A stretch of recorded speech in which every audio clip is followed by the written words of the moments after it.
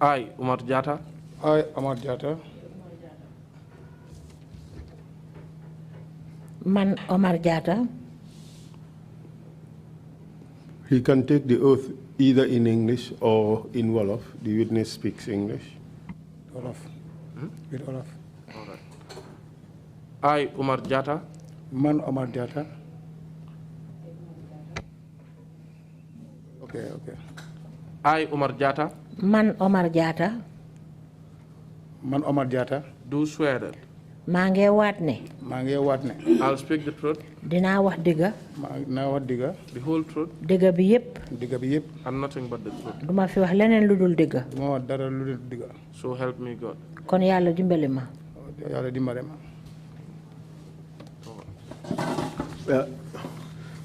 Mr. Witness, welcome to the TRRC. Thank you very much. Welcome. Jerejef. I know you speak English. Yes. Amnane yow dangde laka angale.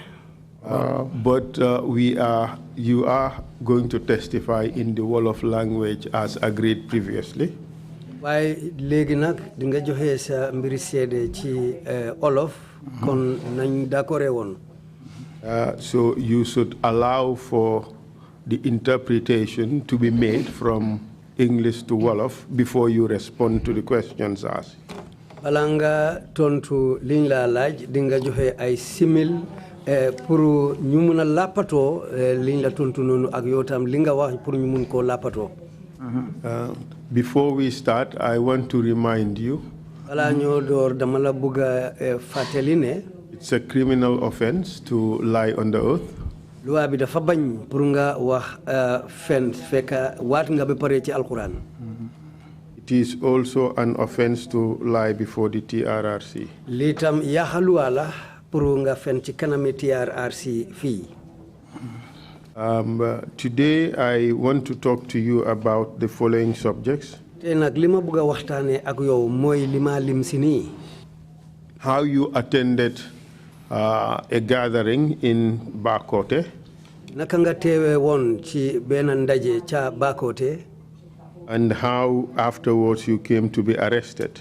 Gannaaw ndaje boobu ñu ñëw jàppala niñ la jàppee woon. Taken to the NIA. ñu yóbbu la NIA. And interrogated. ñu commencé di la laaj ay laajte foofu.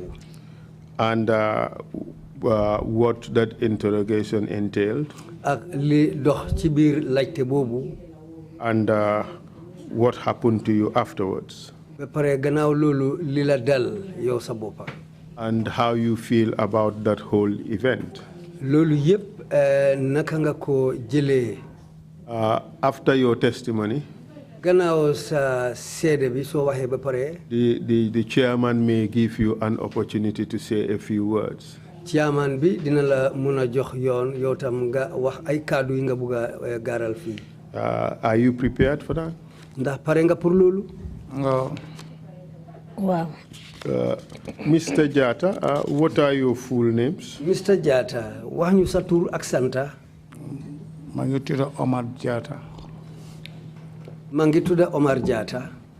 And where were you born? maa ngi juddoo New Josuwang. I was born in New Josuwang. Mr. Jatta, please wait for the interpretation. Mr. Jatta, haral ben lapato be pare. You said you were born in New Josuwang. On which date? Ban bés. Nga ne yaa ngi juddoo New Josuwang. Ban bés la woon? November 22nd, 1956. November 22nd, 1956 laa juddoo woon. You now live in Bakote, correct? Léegi yaa ngi dëkk Bakote du noonu? Wow, yes. You are also a building contractor, correct? Yow it sa liggéey mooy liggéey tabax du noonu? Yes. You studied the Quran as a child? Ba nga nekkee gune jàng nga Alquran? Yes. You learned a trade and became a mason and a carpenter? Nga dal di jàng nag ñëw nekk carpenter?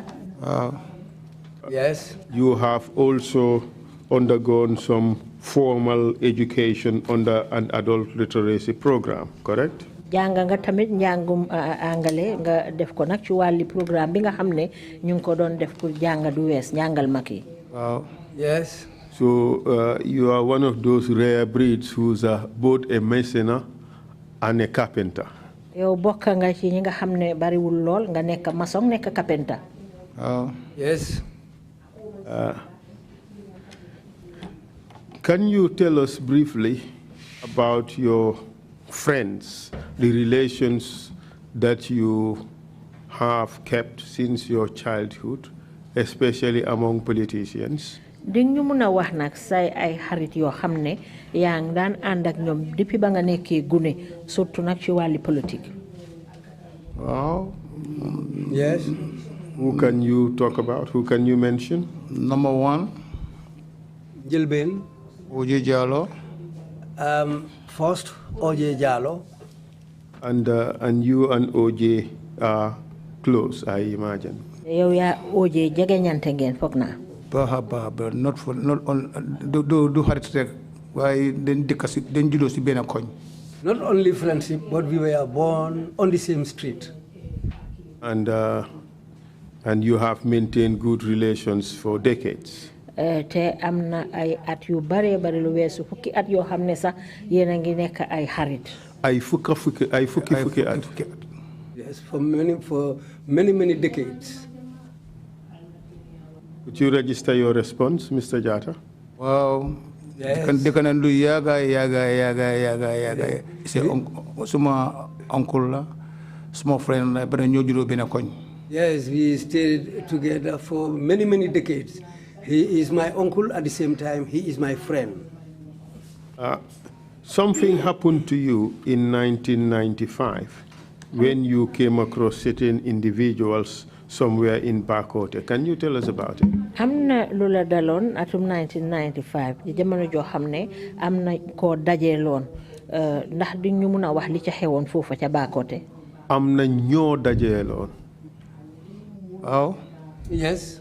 Tell us about it. Bena bisla bena driver, former driver Oje Jallo la won agriculture. There was a former driver who was driving for OJ Jallo at the agriculture department. Or mangituda Wuye Sane. His name is Wuye Sane. Wuye Sane jabaram dafa am dom. Wuye Sane's wife delivered a baby. Mo def ko tudé dom bu jigéen OJ bi. He wants to name it after OJ's daughter.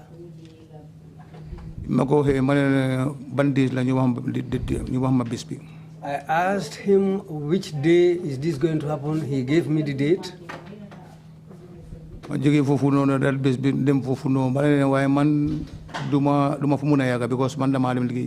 Yes, from there I said I will go there, but I cannot stay there for long because I am going to work. I went there in the morning. In 2 days, after the naming ceremony, I wanted to leave. They said, let's stay and brew attaya, green tea. I said, no, I left some people at the working site, so I have to go there. Madam, I left, I went. What time did you leave the place? Ban waxtu nga bayé ko ci béréb bobu? Around 10:30. It was around 10:30. Proceed, please. Egalil. So, madam, I went. I continued and went to work. Till the following day,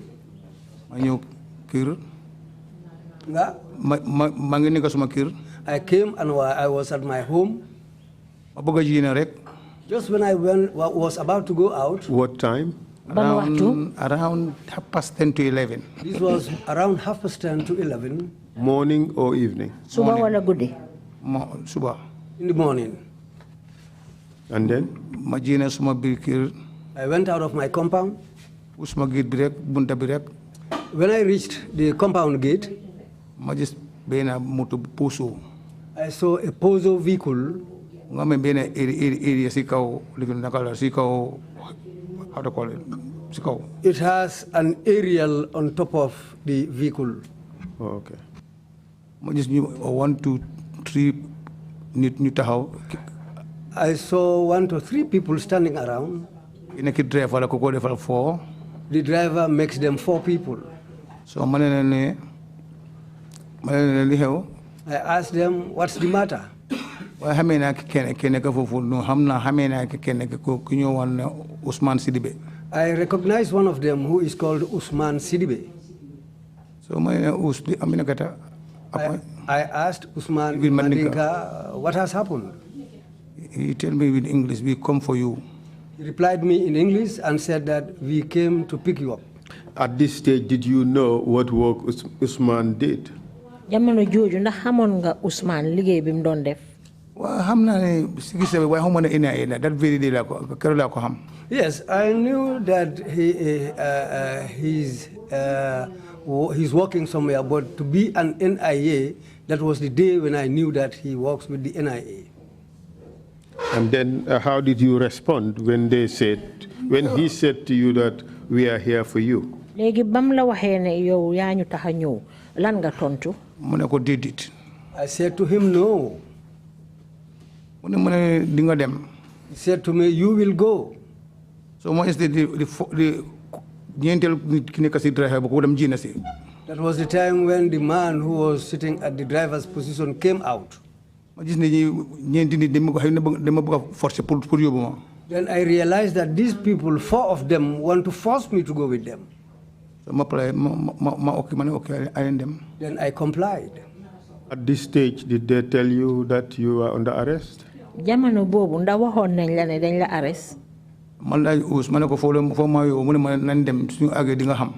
I asked Os, where are you taking me? He said to me, let's go. When we reach the place, you will know where we are going.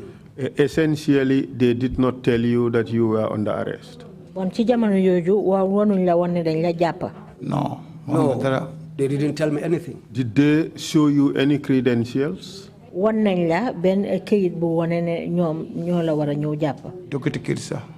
even a piece of paper. Did they tell you why they wanted you? No, they didn't tell me anything. The vehicle they came with, did you see the number plate? Moto biñ indi won biñ la ñew di jappasi ndax xam nga number plate bi. Lolu la bëgg def des waye gis na moto bi amul number plate. Yes, this front and the back amul number plate. This is what I wanted to check, but the vehicle has no number plate, both front and back. And you decided to go with them? Nga dal di wakil na pour anda ñom. I agreed to go with them. And where did they take you? Fan lañ la yobbu? Mo ñobu Banjul NIA. They took me to Banjul at the NIA. On the way to the NIA, what happened? Ci yoon bi ba ngeen di dem NIA lana fa xew? Ka telephone amul waye mo nga jine mo nga me walkie talkie mo nga wax gaay ne we got him, we are in the way to come. Well, in those days there was no mobile phones, but he had a walkie-talkie with him, which he was using and telling the other party that we've got him and we are on the way coming. But that aside, did they say anything to you on the way? Lu uté ak lolu ndax ba ci yoon wi bi ngeena dem amna leneen luñ la wax? They didn't tell me anything. So up to the time you arrived at the NIA, you did not know the reasons why they apprehended you? Be jamono ji nga dem be ba nga egg NIA xamulo won lan motax ñu jappala? I didn't know why they came to pick me up. So tell us what happened when you arrived at the NIA. Wax ñu nak lan mo xew ba ngeen àggé NIA? Bi ñu àggé NIA, when we arrived at the NIA premises, they opened their main gate and we went in with the vehicle. Where is the NIA headquarters? Okay. Where is the NIA premises you were taken? Where is it located? Fiñ la yobbu fofu ci place NIA bi fan la nekk? Marina Parade. It is at the Marina Parade. Where about at the Marina Parade? Ban bor ci Marina Parade? Just to the arch and when you go to the left side, if If you see the arch, the left-hand side, the arch. Yes, just at the arch. It is around there on the left-hand side of the arch. And tell us what happened when you arrived there. wax ñu ba nga àggee lan moo fa xew. Bi àggee. When we arrived, ñu wàcce moto bi ñu maaxar ma wàcce. they alighted and they also told me to get down. Bi ma wàccee. When I got down, they escorted me. So ma demee ba si kaw ñu ne ma ne go left. When we went ci kaw. Ci suuf. Okay, when we left the vehicle, they told me to go towards the left side. So ma demaatee ñu ne ma kofal nii. When we go for a short time, they'll tell me, turn this way. Building Until we reached the building itself.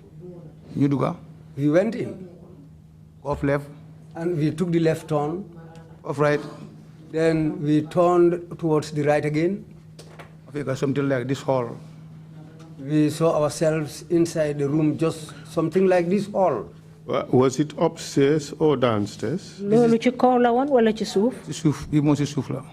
one is downstairs. And what did you find when you arrived at that hall? Dama fekk Daba Marina mu ngi toog ci kaw table bi this brown chair something like that mu face ma. I found Daba Marina sitting down on a brown chair. He was facing me, towards me. How did you know it was Daba Marina? Naka nga xamee ne kooku mooy Daba Marina? No, xam naa Daba Marina mu ngi dee kawur xam naa ko trop sax. I know Daba Marina very, very, very well since the days at Kaur. Proceed, please. And then what happened? So madam must fekk over 15 or more than 15. When I went in there, then I realized that there were about 15 or even more than 15 people. And do you remember any names of those people? ñooñu nga fa fekk fàttaliku nga ci turi kenn. Wow. Yes. Tell us. Usman Sidibe ki ma indi. Usman Sidibe, the man who brought me. Seni Mane. Seni Mane. Njaga Mendi. Njaga Mendi.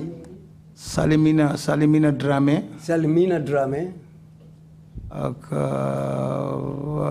think ñun la mëna Daba Marina ñun la mëna xamé bu wara fa I don't know. Yes, these people are the people Fode Bari. I recognize more plus Daba Marina and also Fode Bari. These were the only people you can recognize, right? Wow. Yes. Okay, and what happened next? Lan moo xew gannaaw bi? Dama aga rek ñu ne mané jine sambo man leen jine suma mu ñu ne waaw. When I arrived in the room, they told me to take off my shirt. I said, well, to take off my shirt? They said, yes. At this stage, did they ask you anything before telling you to take off your shirt? Balaañ laa wax na nga summi sa mbuba mi ndax laaj nañ la dara? No, nothing. They did not even ask who you are. They did not even confirm who you are. Laajuñ la sax pour wéral yow yaay kan? Did it? Yes.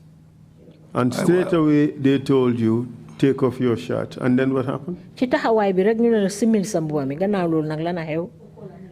Ma de kenn ki di la ka sosi ko de oje da boy solong man ko diga. I heard one of them speaking in Mandinka saying that they are the boys of OJ.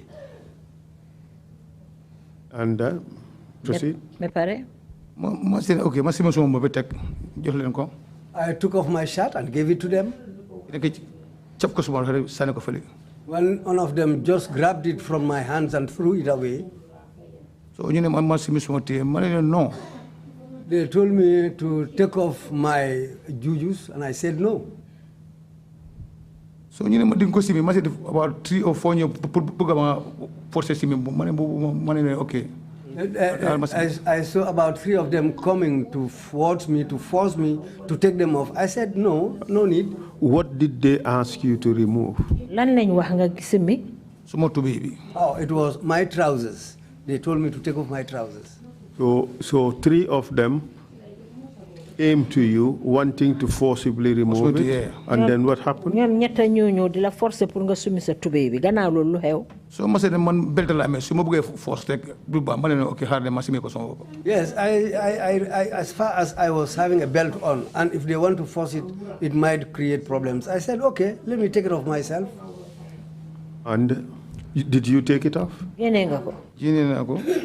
Yes, I took it off. I was left with only an underwear. What happened next? He just slapped me. I just wanted to tell one of them that there is some money in my pocket, and just at that time, one of them slapped me. Do you remember who slapped you? Some kena kulifina fula makusi na waji saru mako wamna makoro yisi waji saru mai some kusela ni kunjol. Yes, I used to see him before, a fuller man, but now I don't see him. But if I see him, I'll recognize him. And then? So you know togal. They told me to sit down. Did they give you a place to sit? You know more talk suf. They said, let me sit down on the ground. On the floor? On the floor. The floor. I told them, these cold tiles, I will not sit on it. So dinga talk, everybody comes. About 6 or 7 people. So there was an argument, you will sit down, you will sit down. When I saw about 6 of them coming against me.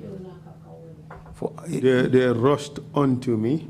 Yeah. And you gestured that they did something to you. What was it they did to you to force you to sit? Then just force by force. They kicked my feet under me and forced me to sit down. Can you remember who did that? I know Usman is there and this Salimina Drame. I know. They are on their side. I know Usman was there and Salimina Drame. They were on my other side. My left side. On my left side. My left side, yeah.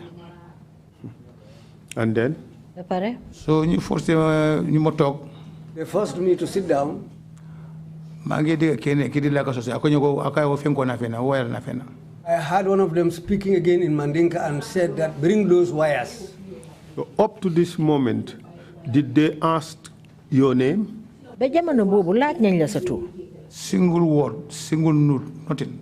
Single word, they wasn't asked, nothing. Did they tell you why they brought you there? To that time, they didn't tell me anything. Okay, proceed, please. So, you push my wall like this. I sat down and they pushed me against a wall, just like as I'm sitting here. People push my one tear small and some of them held onto my hands behind me and they pushed me down. Red and black, red and black, this heavy wire. Why about degree? You know you good. They took these red and white heavy wires. Red and black. Red and black heavy wires. And they tied up my hands until it was quite tight. In front of you or behind your back? Behind me. And then? They brought in another wire and tied up my legs. Where on your legs? Is it your toes, your ankle, or above? Fan la ci sa tankay sa ombila wala ci ko wala ci suuf. Ci suuf.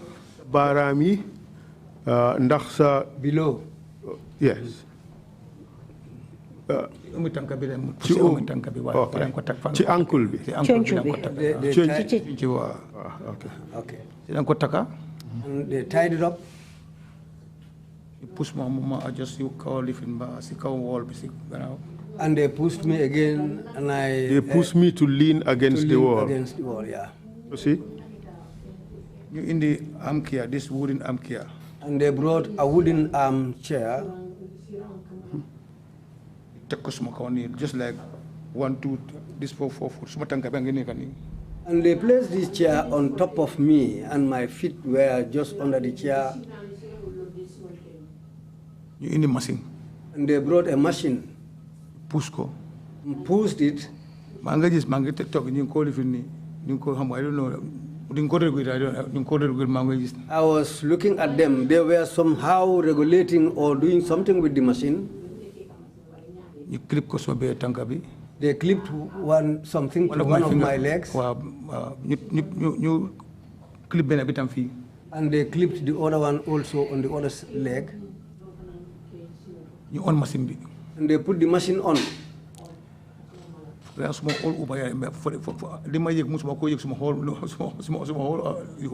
musuma ko yëg. What I felt at that moment is something that I never felt in my body again. waaye fekk kenn ka ngi toog si kaw toogo bi fii. Well, by that time, one of them was sitting on top of the chair which they placed on me. And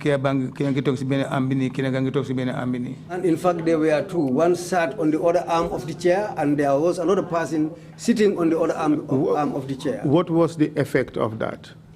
One of them sitting on the seat of the chair, another on one arm, and then a third person on the other arm of the chair. What was the effect of that?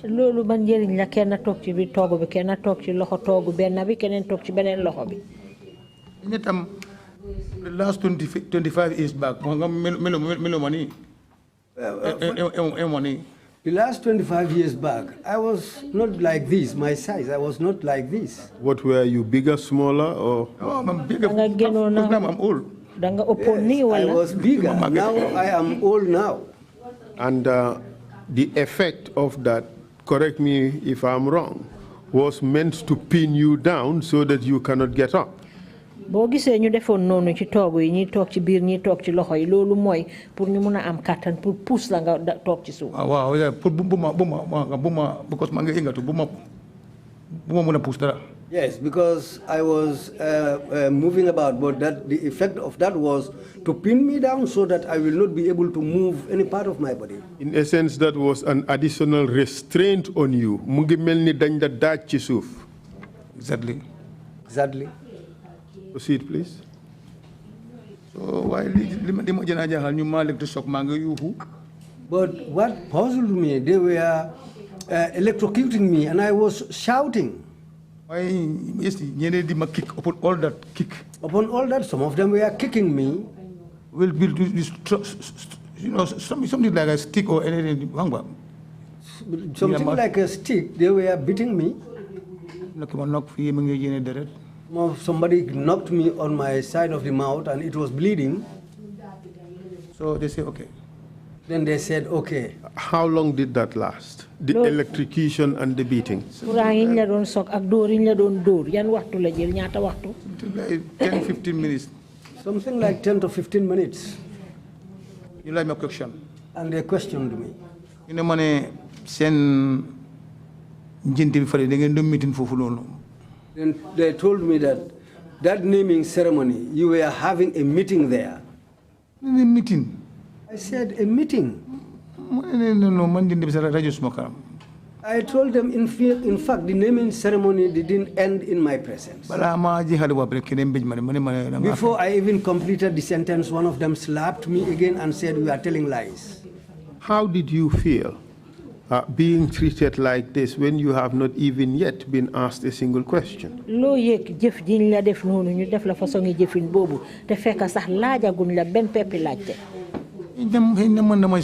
connection with OJ, you treat that, yes. What I saw there was anybody who has any connections with OJ, that's the way they will treat you. Are you suggesting that connection with OJ meant that you had committed a crime? Wow,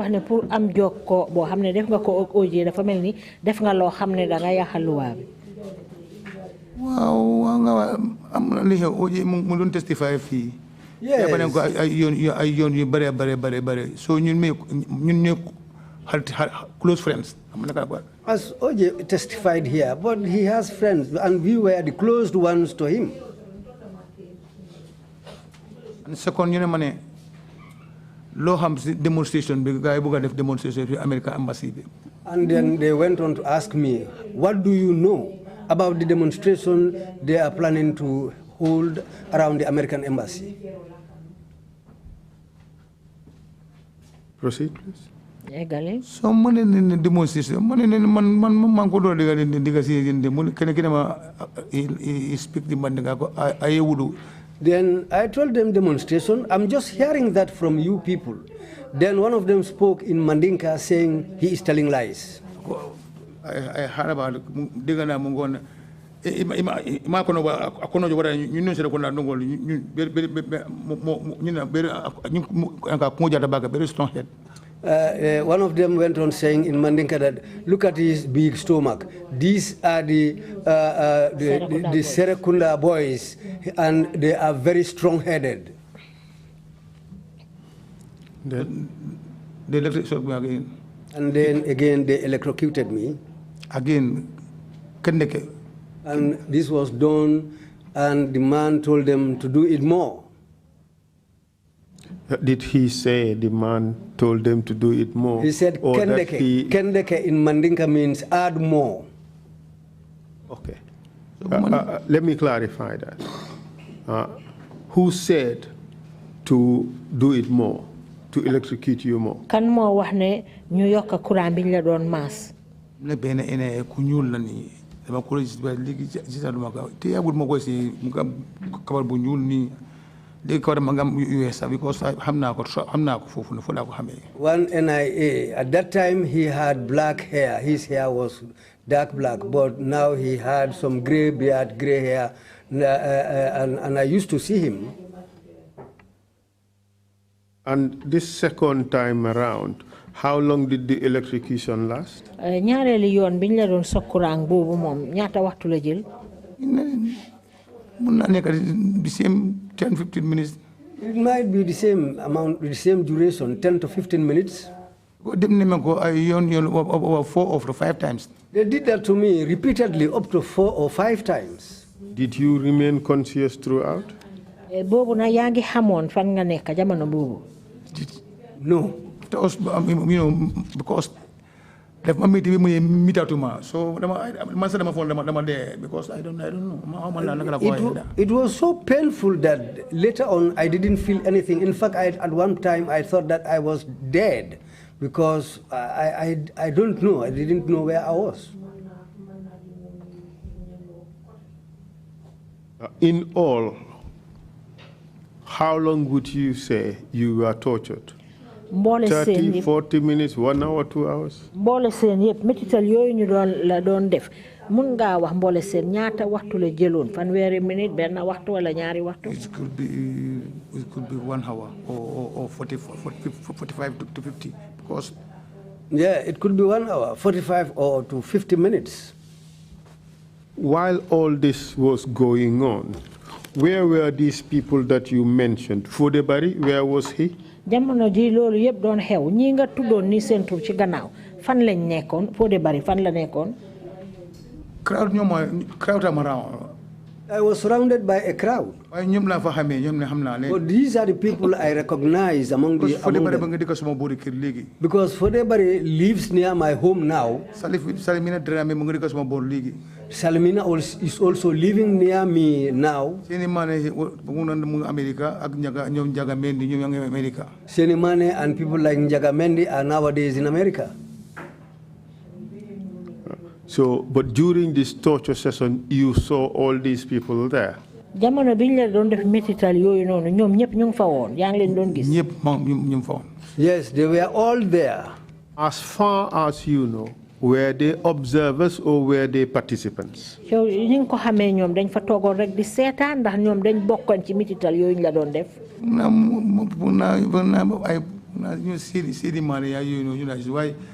I'm here being a smoke and I'm Munuma is directly. Why you never said you just now then? Do you know how many? Yeah, I'm not Salimina, one torture.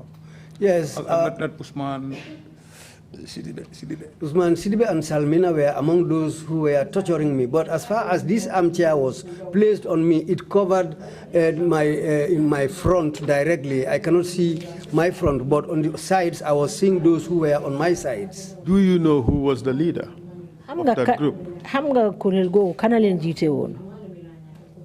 Because how man because the mom tea cast.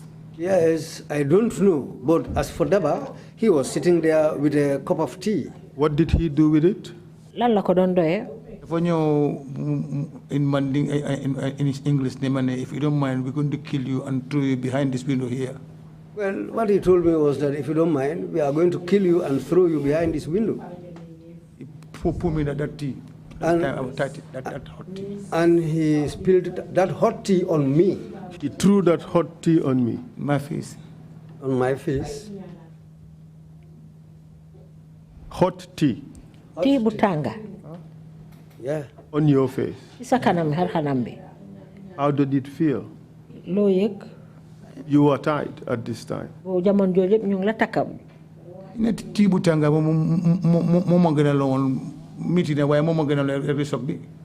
Yeah, the hot tea, in fact, was even better for me than the electric shocks.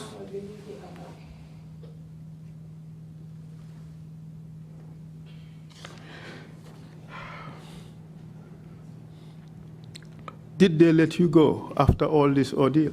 No.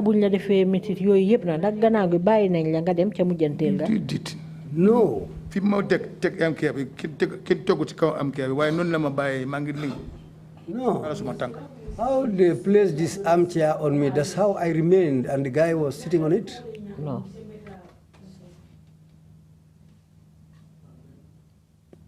Mike? What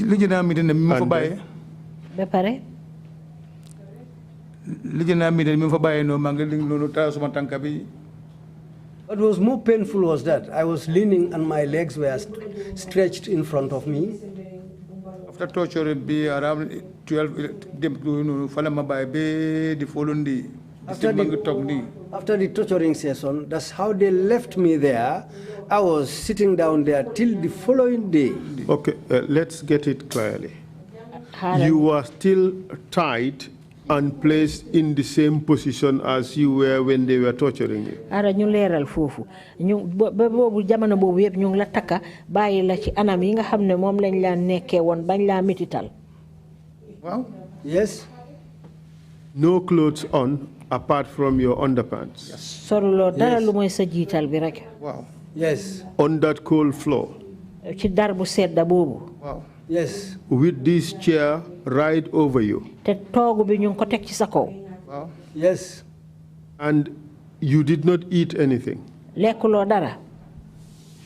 3 days I don't eat anything. For 3 days I didn't eat. Did they give you water? Jox nañ la ndox. Water. No water. How did it feel? Loo yëg. No, electric shock behind he killed all the hungry. I don't know. All the hunger. Wow. Maybe So that's about to because the electric continuously. They were electrocuting me continuously. Maybe that's the reason why I didn't feel the hunger or anything else. And you were there like that for 3 days. Ci anam yooyu nga nekkee woon ba diiri ñetti fan. From 11 o'clock, we may 11 o'clock, be the following day 11 o'clock, be subasi. The Lord and Luton news, you buy ma. You might take any Sumatanka be Navy because how many Navy. Well, yes, from the time around 11 o'clock, they arrested me from my home and took me to that place. I was there till the following day around 11 o'clock and so on. But one of my legs started to get swollen and it went on swelling on and on. Was it one leg or both legs? Both legs. Both legs. Both legs. Somebody got me one over here, that other one here. I heard because there were 2 people guarding, one on the other side, another person around the other side. And I heard one of them saying in Mandinka, this man's legs are getting swollen. But you had other injuries during the beating and the torturing. Were these injuries attended to? Jamono biñ la doon dóor di la def mitital yooyu amoon na ay gaañu gaañu yoo amoon ndax yooyu ñoom fajoon nañ ko toppatoo woon nañ ko. Toppatoo dara because suma di bi ma force pour dal wall bi fii mu ngi jëne deret. No, they didn't do anything for me. The time they were forcing my head against the wall, I was injured on my head, behind my head, and it was bleeding. And also my lips were bleeding. And also my lips. they did not do anything. And then what happened after 3 days? Gannaaw ñetti fan yi nag lana xew. Suma tanka bangé jina niwi bi man sa dama ragal ma fone fofu lay dé because tanka bangé jina li. So right hand side bi musul because dem ko takka bilifin legi dafa suma tanka dafa niwi bilifin nanga cable bu duga ci biir le ko bako. And what happened was my legs went on swelling on and on until one of my legs, the swell was so much that the cable they used to tie my leg went inside my swollen body. And then? Ba pare? But he find it difficult pour ñu jéné ko because dafa duga ci biir. They found it, in fact, difficult to remove that wire because it was inside, it went in my body. What happened on the third day? Because I don't know. Yes, they didn't beat me or do anything to me, but I was unable to say anything. And how did they come to remove it? Naka lañ mujé ñëw na pour génné ko. Na kéna nga téé suma tank bi ba fekk suma tank bi sa soko téé dafa melni is dead duma day yek dara.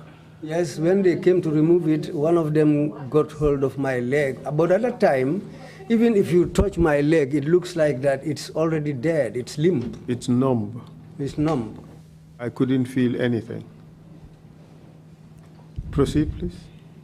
So binjé lolu nonu ñu mané ñu sani ma suma mbuba bi. When they removed it, they threw my shirt onto me. Who ordered the removal of the ligatures from you? Kan mo joxe ndigal na pour ñu tekki taka yoyu ñu la defoon. Na ben ene to mu ngi sol sot la t-shirt bu ñuul. One NIA man who was sitting there wearing short trousers and a black shirt. Ay suma ceremony mo mo ñu firi suma li. It was Senimane who came to untie.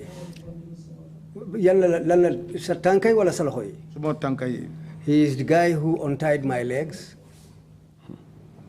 And then? And they untied my hands also. They threw me my shirt and they removed the armchair from me. They threw me my clothes and removed the chair from above me. And then what happened? So you know,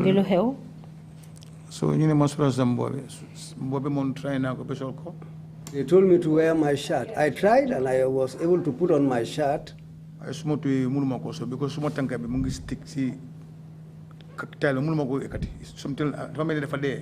unable to wear my trousers because my legs were numb on the floor. I could not even raise them or lift them. And then what happened? They helped me to put on my trousers. But apart from your clothes, you said there was money in your trousers. What happened to that? I'm coming. Gannaaw sa yére yooyu ñu sumi woon na waxoon nga fi ne xaalis mu ngoon ci sa tubéy bi nu mujjee. maa ngi ñëw bi sori tubéy bi ñu adjust ko gars yi adjust ma ko bi fii. I'm coming to that. When they helped me to wear my trousers, they helped me until I adjusted it up to this point. Up to my pelvis. Proceed. I turned and pulled it up. And I turned on the other side, there was nothing. I searched both pockets, left and right. I didn't find anything. And then? So, somebody told me, hey, look, then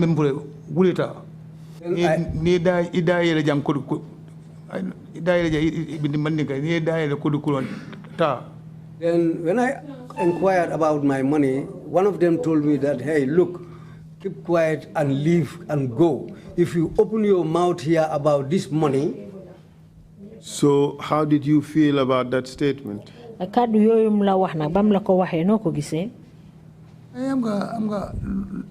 low mustajis.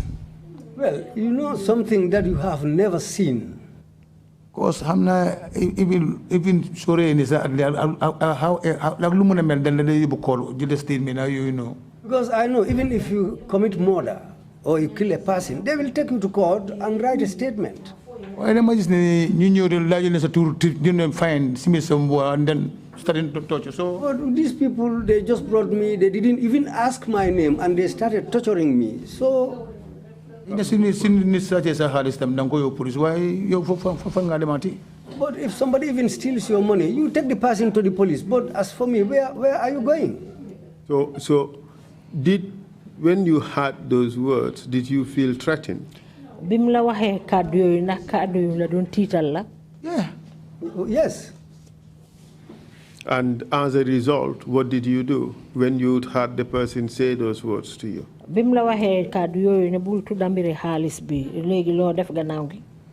So I tried and got up and I stood. I never was mandala. I never was makalpe.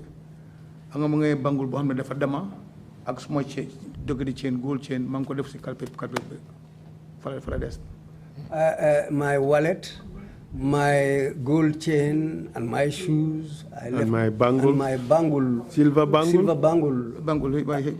But it was a broken bangle. I left all of them there. And then, what did you do? Sen fence bi lolou la don ti di ñew ndangal be tie sen garage bi won dem grande front line dama dem di garage bi wiru kene wona dama dem dina ci biti. Then the way I went out was I had to hold onto their wall, walking slowly, and in fact at a point one of them told me, go out. I held onto the wall for support and walked slowly, and yes, so you managed to get out of the premises. When I went out, they just closed their door, their gates. Did they offer to take you to the hospital?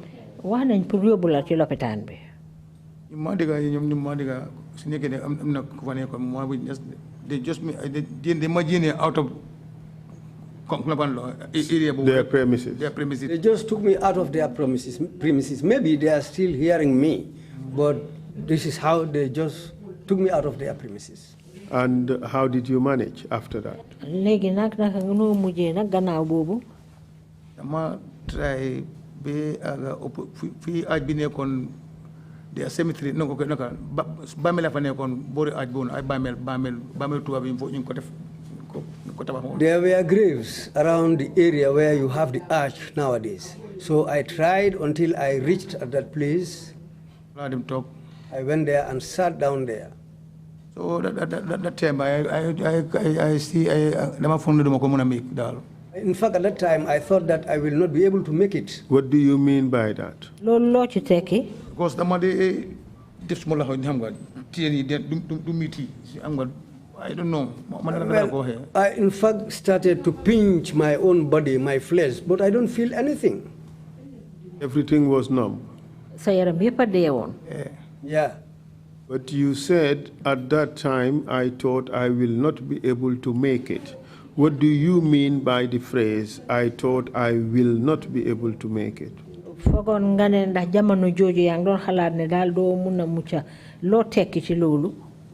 Because dama fongne soji se ñu jini ma fofu nonu dama bëgg dé o ay gaay xey na bëgg ma dé ci biir fofu no mo dañu jini ma.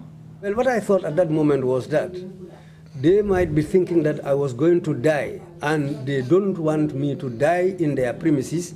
Maybe that's the reason why they took me out of their premises. And what happened after that? Afterwards, dama desperate because Omar Jatta. And well, I was desperate because I live in Serekunda. I had no money. And I cannot walk. I sat down there for quite a long time. For how long? Give us an estimate. About almost 2 hours or more. Maybe it will be about 2 hours or more.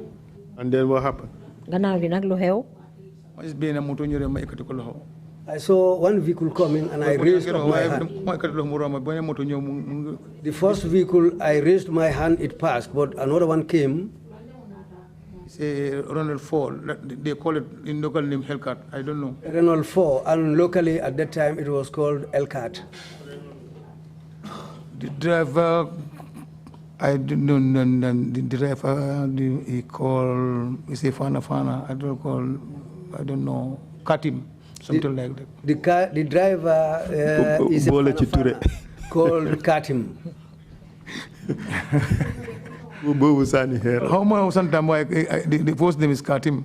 I don't know his surname, but the first name is Katim. Katim can Ture Jatta. Okay, proceed. So, he asked me, what's wrong? Were you knocked by a car? Proceed, please. Go ahead. So, he asked me, were you knocked by a car? I said, no. He told me, but you are bleeding from the mouth and behind your head. I said, yes. I told him, I'm just from the NIA. They took me out of their premises and I cannot go. He asked me, where do you live? I told him, I live in Serekunda. I wanted to beg him to take me to Banjul because that's where I know some people. He told me, but I have I have already loaded some material on board my car and I want to go to the ferry's terminal. Because the cross with ferry. He told me, but if you can wait so that I can go and unload these things that I loaded, because they have to go along with the ferry to cross the river. I sat down there until he came back. Because in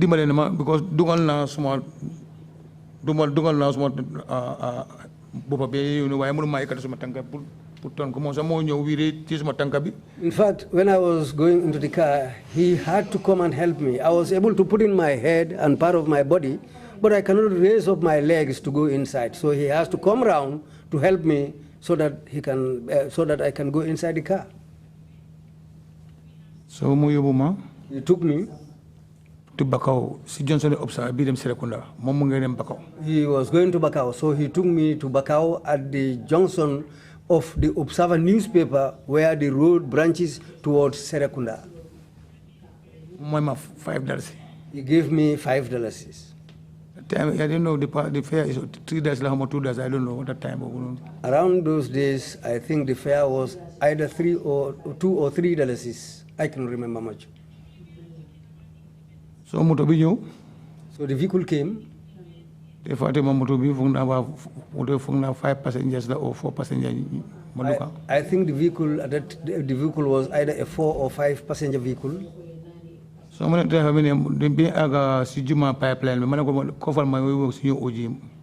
So when we went up to the pipeline mosque, I told the driver to turn and take me to OJ. To OJ's house. To OJ's house.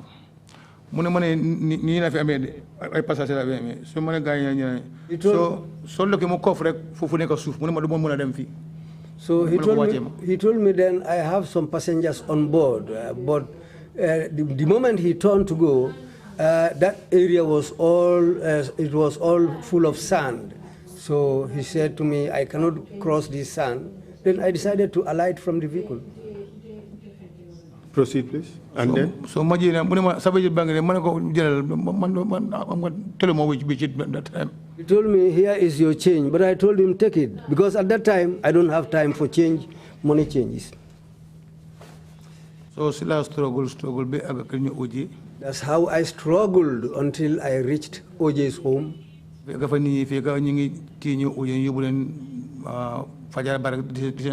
2 days or 3 days back.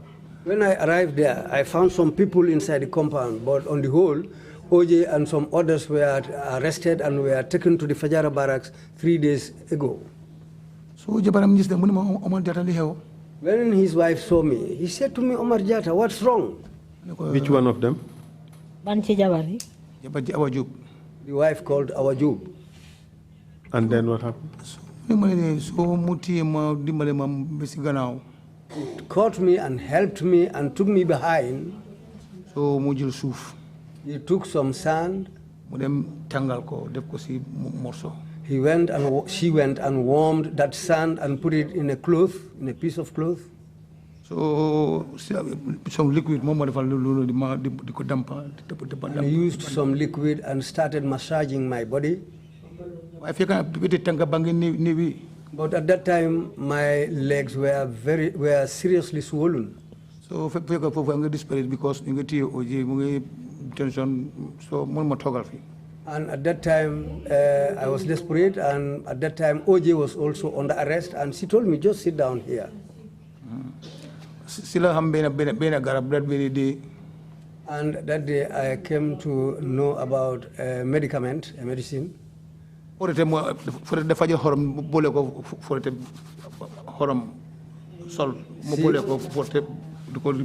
She was using salt with another kind of ointment to rub it on my body. Yeah. So body 4, 5. I was there until around 4 to 5. That's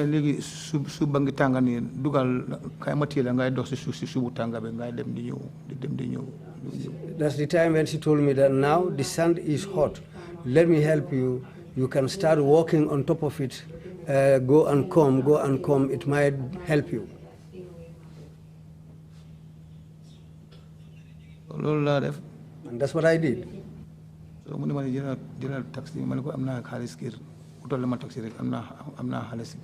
then she told me to take a taxi. I told her, yes, just find a taxi for me. I have some money at home. She said, no. Take this money and go and pay a taxi to take me home. Tomorrow morning, you come back.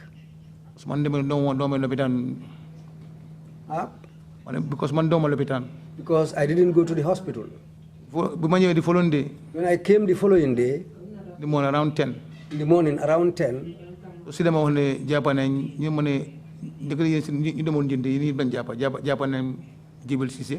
time when she told me that all you people who went to attend the naming ceremony were all arrested. They've already arrested Jibril Sise. We call it Bate. Fabakari Mane, whose nickname is Bate. We call it Modu Jallo. And Modu Jallo. We call nickname, we call it Ndoj. And his nickname is Ndoj. And how to call it,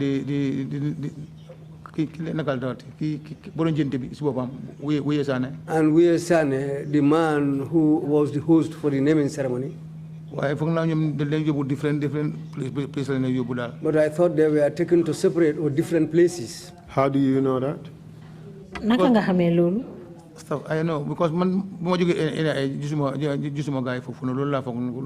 yes, well, I know because when I came from the NIA, I didn't meet them there. So this is what I thought. How do you know they were also arrested? When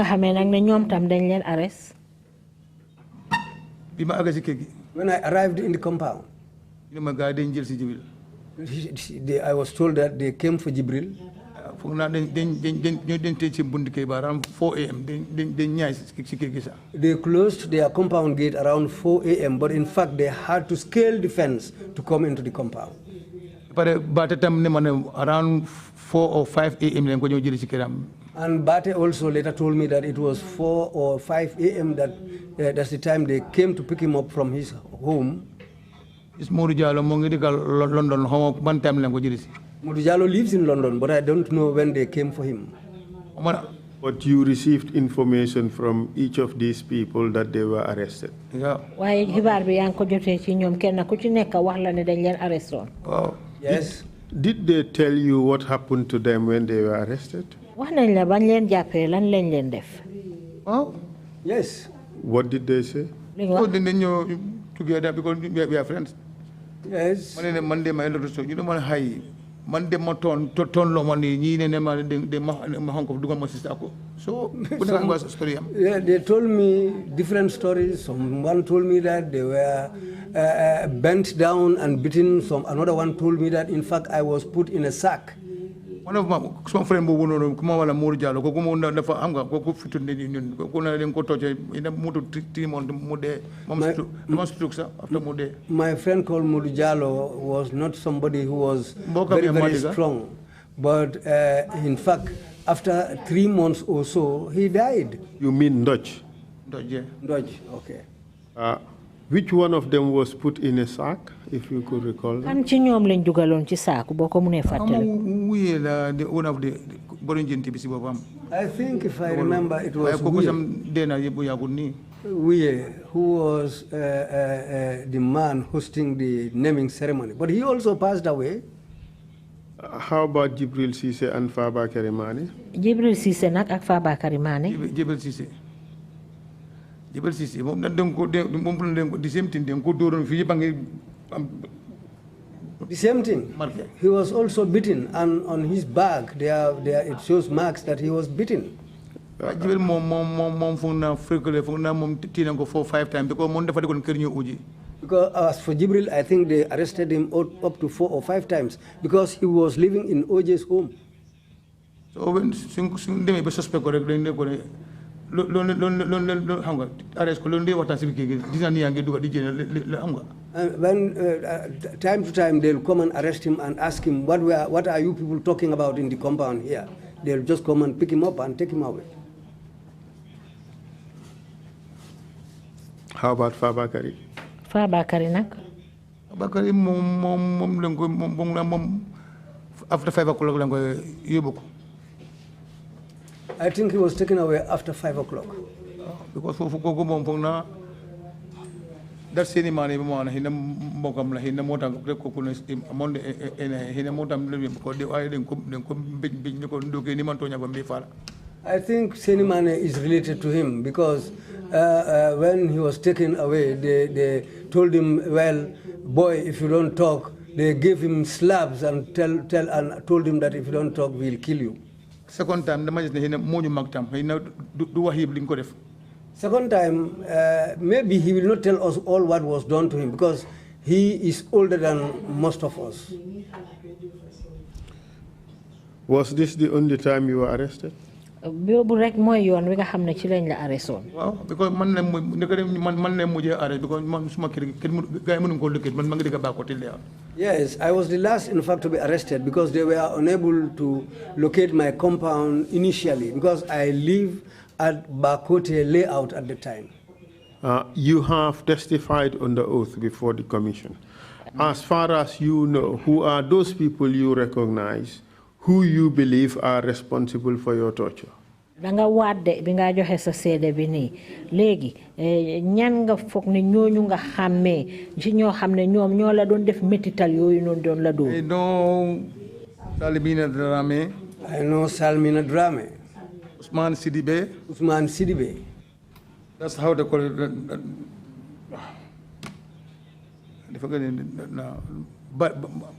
For the Barry. The one it's very tough because but I recognize people they are beating me. Yes, there was another tough guy, but I could recognize that these are the people who are beating me. You have mentioned Salimina Dramé, Fode Barry, Ousmane Sidibé. Salimina Dramé, Fode Barry, Ousmane Sidibé, ñoo nga fi tudda. Why not ñop rek ko ñoo la mëna xamé. Not only, but these are the people I was able to recognize among them. Previously, you also mentioned Njaga Mendy. He participated? Njaga Mendy. Yes. Yes. Daba Marena? Yes. Yes. Seni Mane? Seni Mane, no, because I know Seni Mane before. I think he afraid or he seemed. I know Seni Mane before. Maybe he was ashamed to beat me or afraid or something like that. Did he intervene to stop your torture?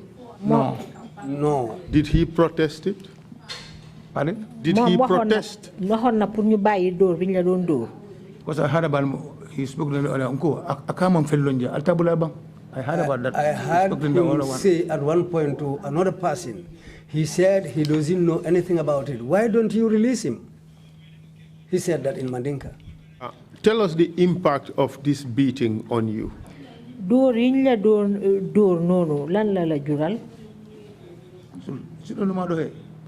So the commission. How I walk. See? This food, I had to drag this other leg. Was this the way you walked before you went to the NIA? Ni nga daan doxee balaa ñu laa yóbbu NIA.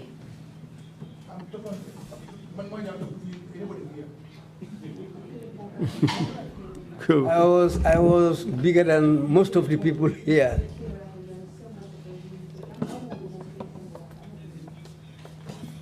Well, you have seen the effects of torture on the witness. We're very sorry. Mr. Chair, I have no further questions for the witness. I hand him over to you for any other questions you may have. Thank you. Thank you, Counsel, and thank you, Mr. Jatta, for your testimony. Jërëjëf Counsel, jërëjëf Mr. Jatta ci seede bi nga joxe fii. Again, we're sorry for this massive torture that you received from the NIA. Beneen yoon tam ñu ngi mititlu bu baax a baax mitital bu doy waar bi nga xam ne waa NIA ñoo la ko teg. Commissioners, if you have any questions, please indicate. Deputy, you have the floor, please.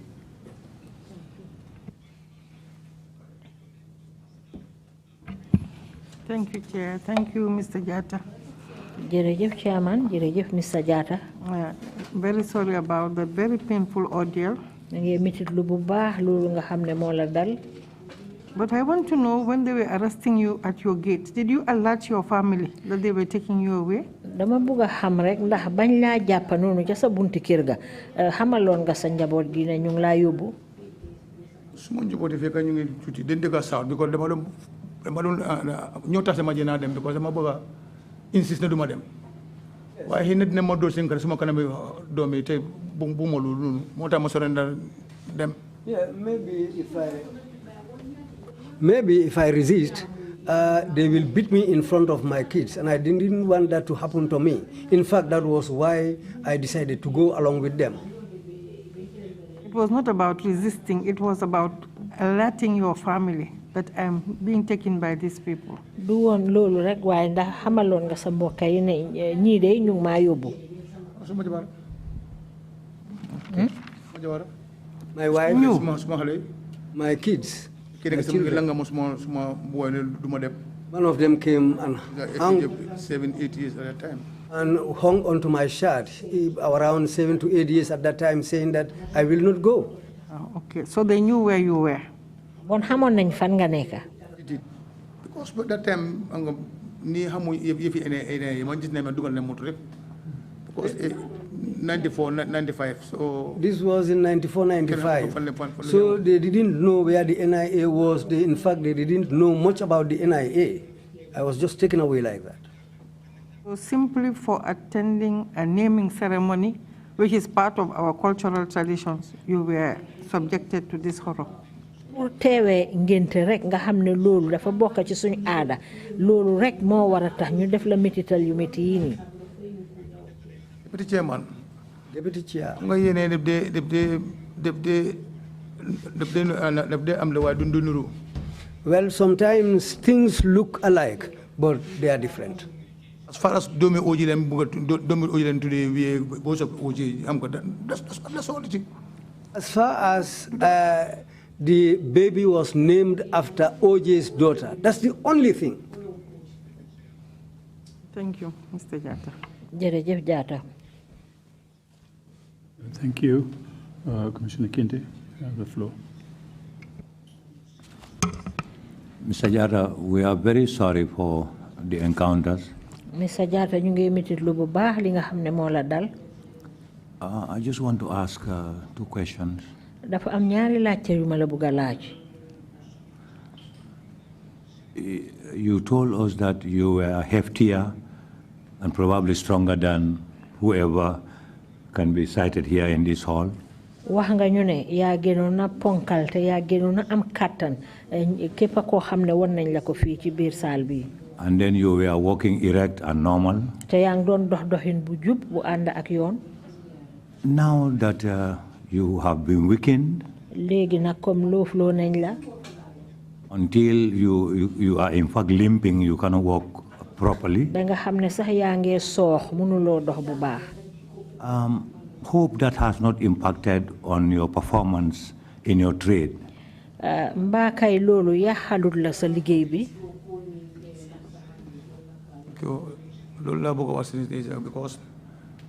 yes, that's what I want to come talk about, because somebody whom you know cannot stand for a long time. But I am somebody I know what I could do before. I'm 5-6 projects. I used to handle 5 to 6 projects, going and coming. All at once. All at once.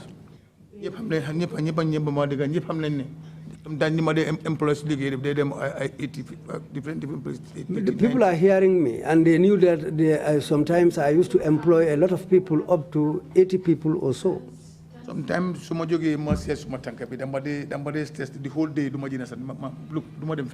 Sometimes if I get up and look at my leg, it used to give me a type of stress, which in fact sometimes I don't like even to go out. I sit down. People are listening to me, my family, they all know me. They knew how I was before. After I don't know. Secondly, maybe I'm growing old. That might also be the reason.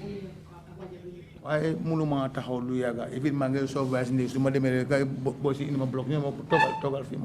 I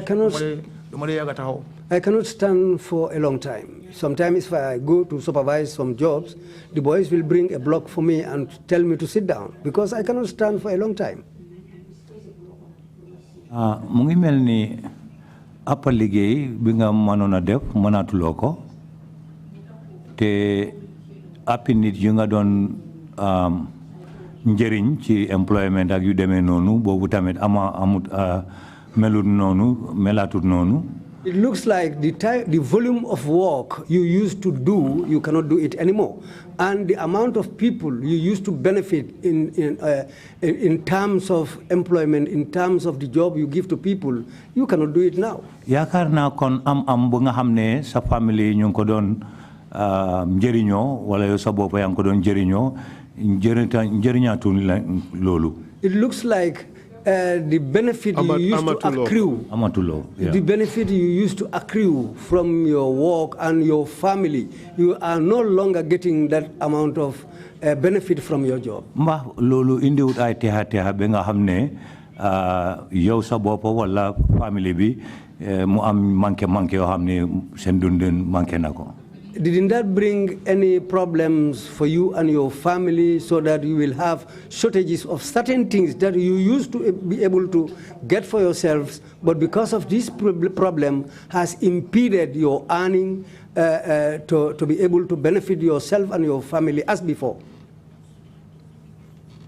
Thank you, Kinte. Thank you, Mr. Kinte. Hamga suma xale yëpp a ngi school. Sir? School. Yes, all my kids are going to school. Some are going to St. Augustine's, some are going to St. Teresa's, some have already left school. But there are a lot of them. So they say, just like so forget about that. Sometimes if I get up in the morning and I have a job in Brikama, sometimes I'll decline. I cannot go to Brikama. One guy didn't tell us you'll be pass motor them turntable to Brikama. Because if you look at the situation, I have to leave my home, go to the turntable, pick a vehicle from there to go to Brikama. And the way I used to walk, no, I cannot do that now. So I'm handicapped in my home. Yes, I am handicapped now. Thank you. Extraordinary.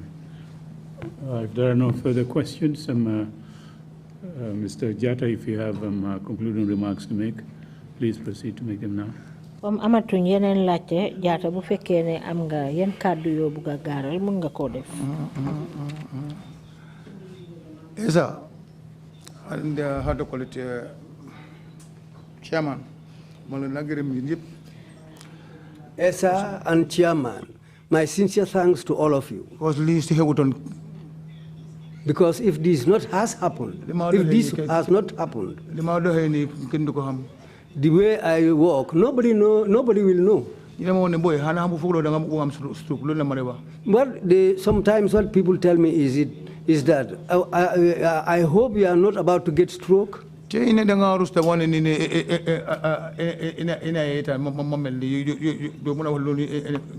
sometimes I used to feel ashamed to tell them that this was done to me by the NIA. I cannot tell everybody.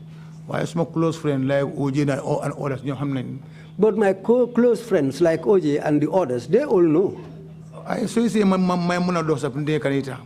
The reason why I'm still able to walk is because of Allah and OJ's wife. I wish to thank her sincerely. Because it is because of her that I am able to walk.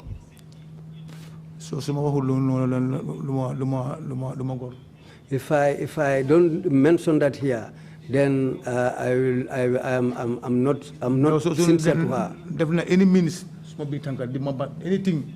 She did everything for me. My leg. In fact, she used to bring somebody else who used to massage my legs. So well, my sincere thanks to her and her husband. So yes, I cannot say much here, but there is something I want to tell Gambians here. Why? Because because everybody is following this TRRC. Why Gambian hate Gambian? Why? One day I heard Imam Jallo questioning somebody here saying, why do Gambians hate their fellow Gambians? Why do we hate each other?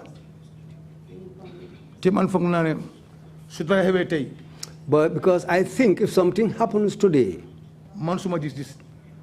in my own view, the family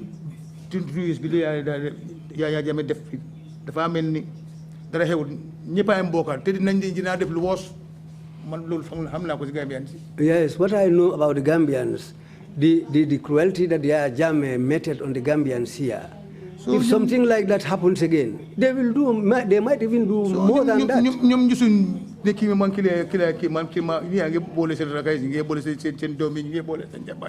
But the same thing. Because I've seen people reporting their brothers, their sisters, their nephews, and their other relatives. So if something like this happens again, it will go back to the same thing. The same thing. The same thing. The same thing. And there is something worse.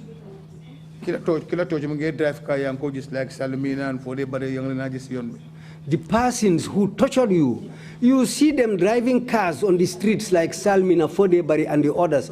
You see them driving cars on the roads. And Usman Sidibe.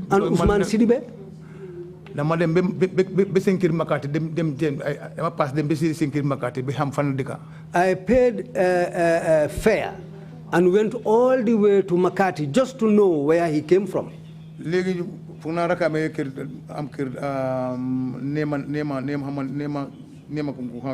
I think now his younger brothers have a compound, maybe at Nemakunku somewhere. That's where he lives. I used to see him there.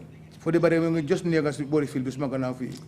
is just near the field or behind me. Salmina Drame is just near to my house. Salmina Drame lives just near my house. He has a jeep with a foreign number. Somebody whom you know the person's family. But, well, nobody has the law in his or her own hands. Even and even coming to this place here, some people will tell you, Omar, you are going to expose yourself, but nothing will come out of it. Why you get hard? But we are waiting. So lonely money. So Jammeh commission.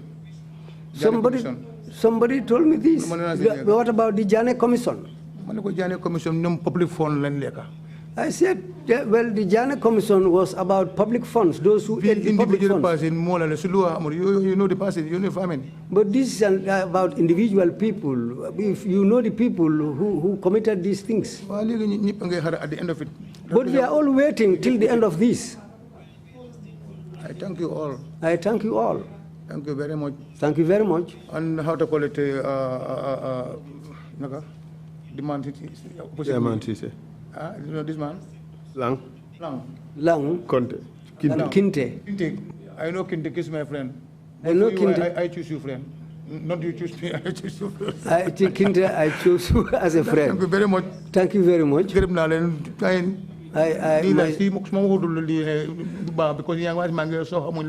Yes, I thank you all because people are seeing me limping, but they don't know why. Thank you. Thank you. Thank you. While we are involved in truth-seeking here at the TRRC, wa comme que ñun fi ci TRRC dañ fi nekk pour out li nga xamne modi deug gi. I hope our efforts here promote healing and reconciliation in the country. Xamna suñ taxaway fi nak dina mëna jur li nga xamne modi fajj metit gi ci xoli nit ñi ak jubale waat leen ñu doonaat ben.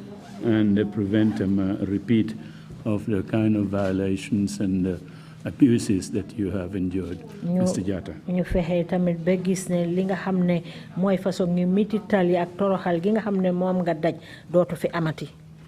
We thank you very much for coming to testify before the commission. ñu ngi la gërëm li nga ñëw fi ci kanam commission bi. Very much. We will end our proceedings here now and resume tomorrow morning 10 o'clock. Fi la ñoo emale nak suñ jotaay ba ëlëk ci suba fukki waxtu wi. Thank you all very much. Meeting is adjourned.